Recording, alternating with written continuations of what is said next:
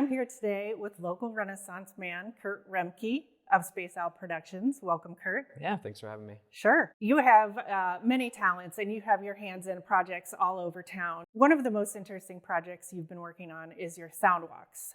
Kurt, what is a Soundwalk? Originally, the idea was just to map audio to spatial locations using GPS data.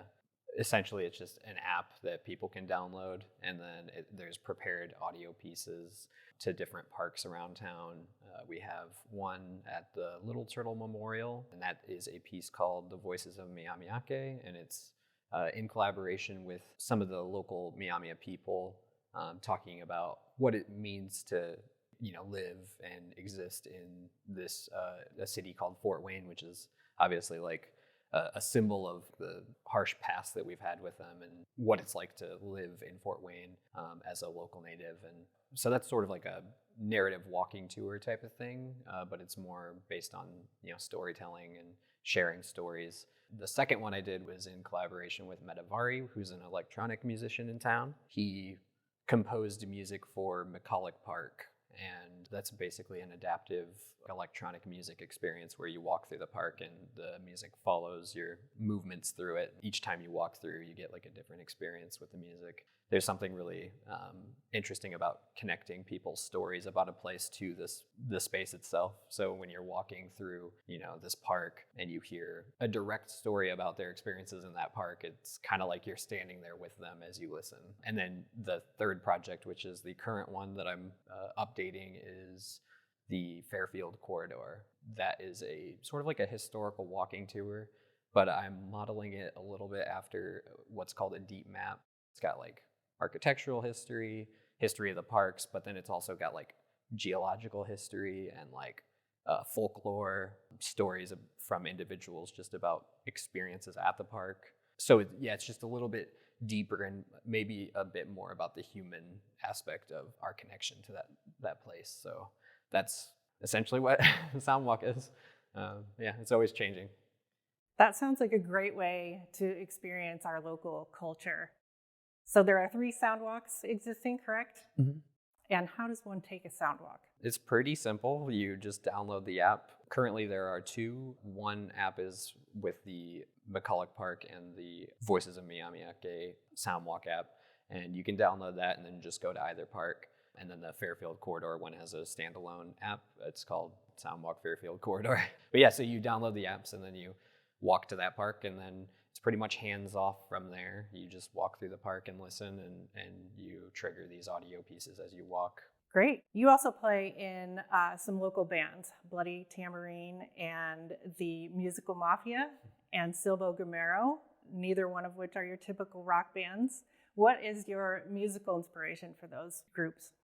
I think the reason they're different is because of just where they came from. Like Bloody Tambourine and the Musical Mafia was originally created because Joel Miller was a local playwright who now lives in Chicago, but he wrote this murder mystery for an event in Fort Wayne, and he needed like a band to play as like part of the theater production. So we were just like writing these sort of Halloween kind of horror aspects, but kind of like ragtime and folk influence stuff, and it just seemed to fit for the actual vibe of the play. And then we just liked it, and people seemed to like it, so we just kept playing that stuff and writing more music and playing shows and things like that. And then Silbo Gomero is a little bit more, I guess that's more close to like what I would imagine music I would make. It's with Hope Arthur, both of them are, and her and I have similar interests. We both went to classical school, so she was a pianist, classically trained. Both of us kind of came from a classical background, and so some of our interests in rock and pop music is a little bit more experimental, and so I would say that's probably why that sounds the way it does. Is just Hope's really into like Bjork and same actually, but so there's like a lot of that and like a lot of electronic indie rock kind of influences. So I feel like Silbo Gomero is maybe closer to what I listen to like in an everyday situation. You also compose music and work on films with local filmmakers and arts organizations. You've worked with ArtLink and the Mikadotze Dance Theater. Tell me a little bit about those projects. That kind of goes back even a little bit, bridges into Silbo Gamero. Well, Silbo Gamero started as like a whistle band, and then it turned into us composing music for shorts. And there were, a lot of filmmakers in town doing short films and student filmmakers doing animations and things. And we started being asked to make music for some of these projects. And we also started doing some of the Cinema Center's Sound and Shadow series. It kind of bridges into our interest in classical music and accompanying silent films. Now it's almost what I mostly focus on musically is composing work for other media. Recently I worked with Elizabeth Mikadotze in the Mikadotze Dance Theater. I'd worked with them a few other times where I was like making things collaboratively, like composing new work for things that they were working on. But this time I came to them with some music. I had actually composed the music for a video game. I like the music enough though that I wanted to do something extra with it. It's pretty cinematic too, so I started thinking about film. And I used to want to go to film school before I went to music school, so I was just like finally gonna just do a film thing. Just sat in a room with them and played them the music. They were like, yeah, this is cool, and asked me what I wanted to do with it. I had already had this huge like outline of what I thought the film would be, but then I just didn't show them that. And because I really respect Elizabeth Mikadotze's choreography, but also just like the way that they collaborate. I just knew they would have, great ideas without showing them this like outline. I just wanted to make a film, had very specific and particular camera movements. I mean, that's one of the reasons I wanted to get into filmmaking. I just really love cinematography and seeing how people, move the camera and how it interacts with actors. And I had done documentary work before that for ArtLink, their Why I Create series. So I kind of just took my documentary filmmaking skills and kind of adapted them to make this dance film. They started choreographing for the music, and then every week or two I'd go in and look at what they'd done, and then I'd basically just shoot it like a documentary. Like they would just run it, and I would take the camera and just one take, get some shots, and then I would take that back to my house and take screenshots and be like, oh, this is a cool angle. And I basically built out like a shot list from that. It was probably a few months of that back and forth. I had all these weird ideas for like set pieces because I really love like special effects and like hand-built things. I love puppets and I love like in-camera special effects. I ended up getting to do some of that, and I built some of these set pieces. It took like 9 days to shoot, probably like 4 or 5 hour days, and we shot it all at the Access Fort Wayne studio. We showed it at Cinema Center recently. We've submitted it to film festivals and things like that, so it was a lot of fun. But I got to do a lot of the music and filmmaking things that I've always wanted to try, so just kind of wanted to do something different. Sounds very interesting.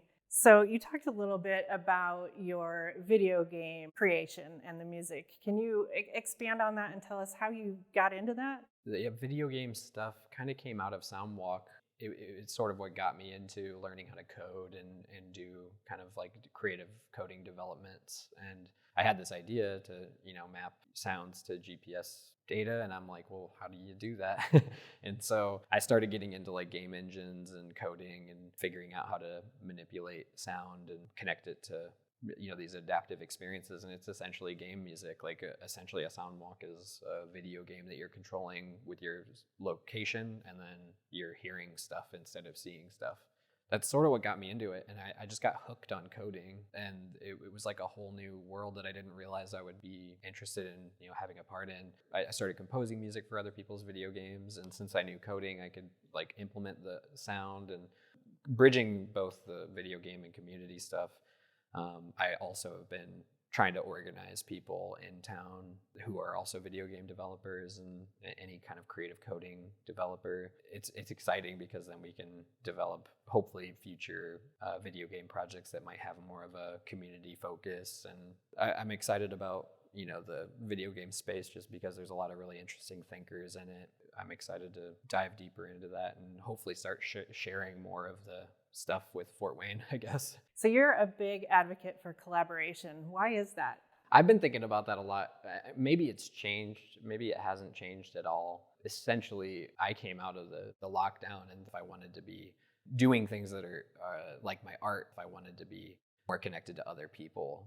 I mean, it's just fun to have other people's voices affect what you're doing. The most exciting music that I've ever made, in my opinion, is when I'm working with other people and I'm scoring a short film or I'm scoring someone's work, and their themes and ideas and tastes, naturally influence what you do because you need it to match what they're going for. Every time I go to credit composed by Kurt Roembke, I feel like you might as well put like everyone else involved, because it really is just like such a collaborative effort. Kurt, thank you so much for visiting with us today.